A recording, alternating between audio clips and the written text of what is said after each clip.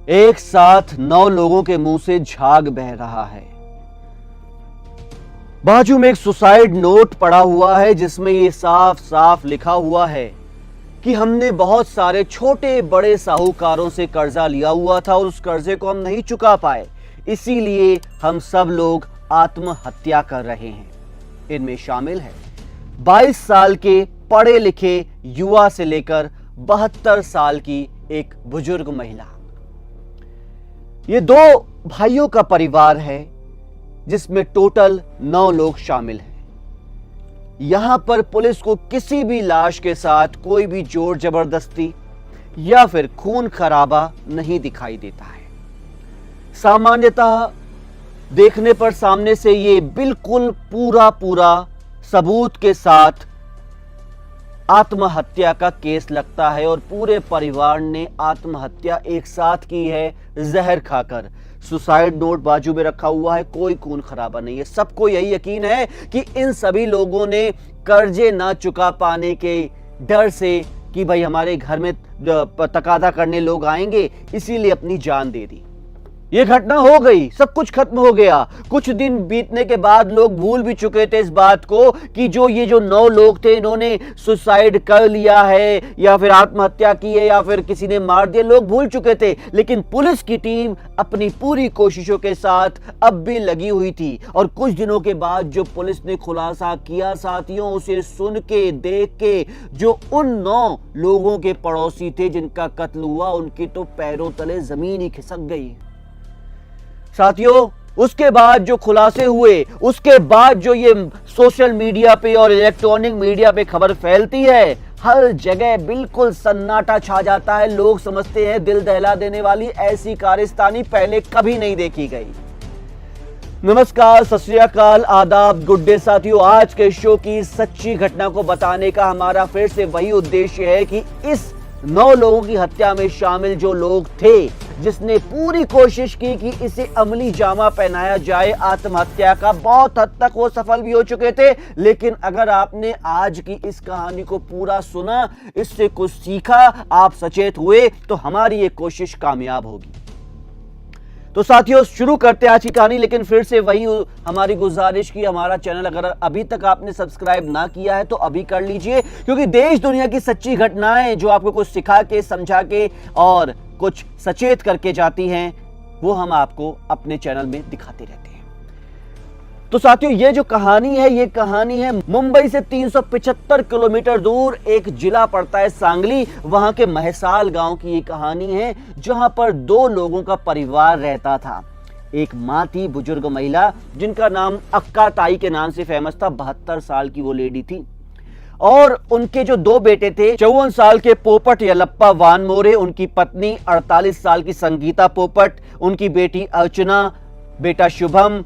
इसके अलावा उनके भाई जो 49 साल के माणिक पोपट, उनकी पत्नी 45 साल की रेखा, बेटी अनीता, बेटा आदित्य, भतीजा शुभम और उन दोनों की मां, उन सबकी दादी अक्का ताई वानमोरे जो कि 72 साल की थी, उनकी मौत हो चुकी थी। खुलासा कुछ इस प्रकार से हुआ कि 22 सितंबर की एक सुबह एक बच्ची जो रोज यहां पर दूध देने आती थी, वो सुबह सुबह दरवाजा खटखटाने से पहले देखती है दरवाजा खुला हुआ। अंदर जाके देखती है तो इस परिवार के सभी सदस्य बिल्कुल जमीन पर पड़े थे, उनके मुंह से झाग बह रहा था और यह समझ में आ चुका था कि उन्होंने जहर या तो खाया है या तो उन्हें किसी जानवर ने या किसी इंसान ने जहर दे दिया है। थोड़ी दूरी पर इनके सगे भाई का भी घर था। ये लड़की वहां भी दूध देने जाती थी, वो वहां पे भी जाती है और सोचती है कि मैं पता इनको दूं, इनके बड़े भाई और उनके पूरे परिवार का कत्ल हो गया है। तो जब ये लड़की यहां से इस घर में जाती है तो वहां का भी दरवाजा खुला हुआ था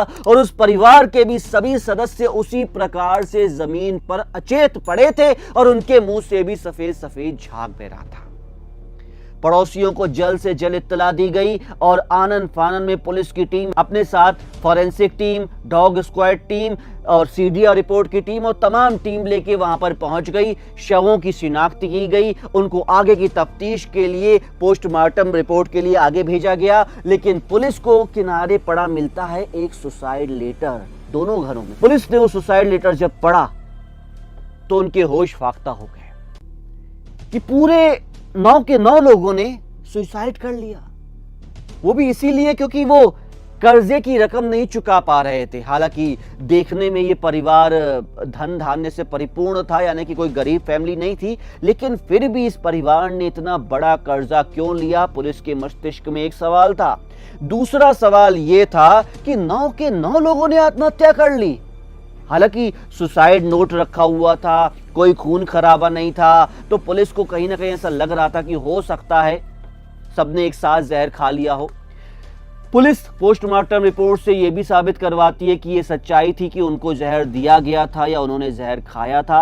यह केस कुछ हद तक बिल्कुल सीधा साधा शीशे की तरह साफ था कि 9 लोगों ने अपनी यह लीला समाप्त कर दी है। केस लगभग बंद ही होने वाला था, लेकिन कुछ समय के बाद जब पुलिस ने सीसीटीवी फुटेज खंगाली इस घर के आसपास और इस घर की, तो उन्हें एक गाड़ी जो दिखाई देती है, इस गाड़ी ने पूरी कहानी पलट के रख दी। और कहानी भी इस प्रकार पलटी कि वो जो कुछ 24 साहूकार थे जिनसे इस परिवार ने कर्जा लिया हुआ था, जिनमें से 19 को तो पुलिस ने गिरफ्तार भी कर लिया था कि भाई इन लोगों ने ही इन सबको आत्महत्या के लिए उकसाया है। हालांकि उन लोगों ने पैसे दिए थे बाकायदा, और पैसे लेने के लिए तगादा भी कर रहे थे और धमका भी रहे थे, लेकिन पुलिस ने उन 19 लोगों को गिरफ्त में ले लिया जिन लोगों ने ज्यादा पैसे दिए थे और धमकाया था। उन लोगों के चेहरों पर खुशी आ गई थी कि ये जो कहानी पलट गई है, अब ये साफ हो जाएगा कि इन लोगों ने आत्महत्या नहीं की है। साथियों, बहुत ही हैरत अंगेज दास्तान है, सुनते रहिएगा, देखते रहिएगा। हुआ कुछ यूं कि सीसीटीवी फुटेज में पुलिस को एक गाड़ी मिलती है जो इस घर के आसपास बहुत चक्कर लगा रही थी उन्हीं दिनों में जब इन सबका कत्ल हुआ। जब इस सीसीटीवी फुटेज वाली गाड़ी के नंबर प्लेट से पता लगाया जाता है, तो ये गाड़ी निकलती है मिस्टर अब्बास मोहम्मद अली बागबान की। और जब पुलिस अपनी कोशिशों से उन अब्बास के यहाँ पहुंचती है, तो देखती है कि उनके साथ उनका साथी, ड्राइवर और शिष्य धीरज चंद्रकांत सुरवासे भी मौजूद था। पुलिस उनसे पूछताछ करती है तो वो बोलती है, हाँ, हम उस घर में आते जाते थे।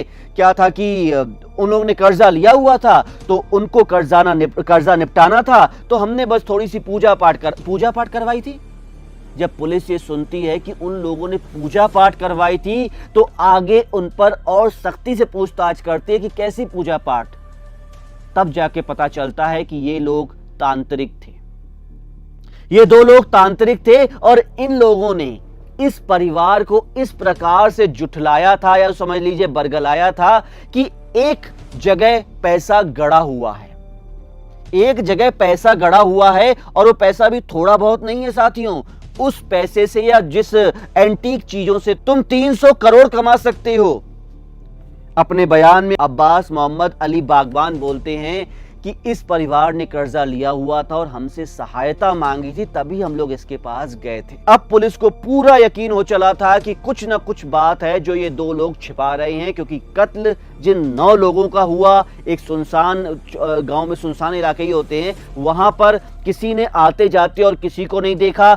इस परिवार की किसी से कोई दुश्मनी नहीं थी। पास पड़ोसियों ने एक बात बताई थी कि ये जो परिवार है, कहीं ना कहीं से कोई छुपा हुआ, गड़ा हुआ तिलिस्मी खजाना ढूंढ रहा है या उसकी डील चल रही है, ऐसी ये परिवार के लोग बात करते थे। तो ये छुपा हुआ खजाना इस अब्बास मोहम्मद ने साबित किया कि ये छुपा हुआ खजाना था राइस मेटल पुलर का खजाना। जी साथियों, ये राइस मेटल पुलर जो चीज है, ये एक ऐसी चीज है जो कि ये तांत्रिक लोग, बाबा लोग या किसी भी प्रकार के लोग जो तंत्र मंत्र करते हैं, ऐसी बातों से अपने वश में कर लेते हैं उन लोगों को जिनकी कमजोर नस इनको पकड़ में आ जाती है। और यही कमजोर नस पकड़ में आ गई थी इस पढ़े लिखे संभ्रांत परिवार की, इस अब्बास मोहम्मद अली बागबान को। उन्होंने ऐसा बरगलाया कि भाई हम तुमको तंत्र मंत्र की शक्ति से ऐसा छुपा हुआ खजाना दिलाएंगे जिससे तुमको 300 करोड़ रुपए मिल सकते हैं। तो बस ये परिवार, जिसकी बड़ी बेटी एक डॉक्टर थी, दोनों जो मेल थे जो कि सर्वा थे इस परिवार के, दोनों अपने व्यापार में, अपनी नौकरी में पूरी तरीके से व्यस्त थे और पढ़े लिखे लोग थे, लेकिन उसके बावजूद भी साथियों अशिक्षा और असंस्कार या यूं कहिए कि नादानी का आलम ऐसा था कि सब लोग इनकी बातों में आ गए और इन लोगों ने भी अपने गिरफ्त में इनको ले लिया, अपने चंगुल में फंसा लिया और एक एक करके इन सबको जहर दे करके मार दिया। यहां से पुलिस ने मौजूदा सूरत हाल में इन दोनों लोगों को गिरफ्तार कर लिया है और इन पर आईपीसी की धारा 302 के तहत इन पर कार्यवाही की जा रही, क्योंकि इन्होंने 9 लोगों को मौत के घाट उतारा था। साथियों, क्राइम वर्ल्ड का ये उद्देश्य है, ये परम उद्देश्य है कि ऐसी सच्ची घटनाएं बताकर आपको ये जता सके, ये समझा सके कि साथियों ये जो लोग होते हैं जो कि अचानक से आपको बोलते करोड़ों दिला देंगे या आपको आईफोन की लालच देते हैं, ये जो ठगी का धंधा है ना सिर्फ छोटे छोटे गांवों में चल रहा है बल्कि बड़े बड़े शहरों में चल रहा है, बल्कि ऑनलाइन चल रहा है, ऑफलाइन चल रहा है। आप इन जो धंधे हैं, जो चंगुल हैं इन लोगों के, उनसे बचे रहिए। यही हमारा परम उद्देश्य है। आपको सीखिए, समझिए कि वो परिवार जो पढ़ा लिखा था, मतलब पैसे में कोई कमी नहीं थी उनके पास, लेकिन अचानक से 300 करोड़ पाने की लालच में इन सब ने अपनी जान गंवा दी। और जान भी कैसे गंवाई, तांत्रिकों के चंगुल में फंस गए। तो साथियों, इस घटना से अगर आपने कुछ सीखा हो, आपके मन में कोई विचार आते हो या आप कोई सलाह देना चाहते हैं, तारीफ करना चाहते हैं या फिर शिकायत करना चाहते हैं, तो उसको कमेंट बॉक्स सेक्शन में जरूर लिखिएगा। हम वक्त आने पर उसे पढ़ेंगे, खुद भी मोटिवेट होंगे, आपको भी मोटिवेट करेंगे। ऐसी ही नई सच्ची घटना क्राइम की लेके आपके सामने फिर हम हाजिर होंगे। तब तक के लिए हमें इजाजत दीजिए। नमस्कार।